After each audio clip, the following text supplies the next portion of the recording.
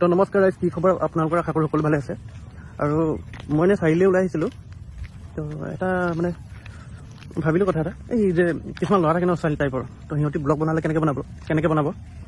Hello' guys, মই মানে ঘৰত বহি বহি আমনি পাই গৈছিলোঁ ন। তো গাইজ মই চাৰিআলি ফালে ওলাই আহিলোঁ, পেকেট এটা খালোঁ।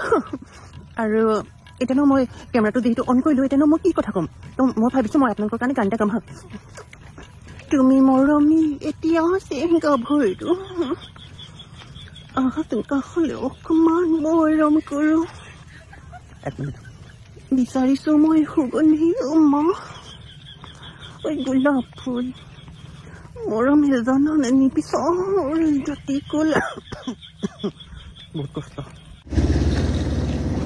গাড়ীখন আহি গৈছিলে কাৰণে মই ব্লগটো বন্ধ কৰিছিলোঁ। লাষ্ট লাগেতো, আৰু এনেকৈ কথা পাতি মোৰ নিজকে কিবা চুট মাৰ নিচিনা লাগিছে।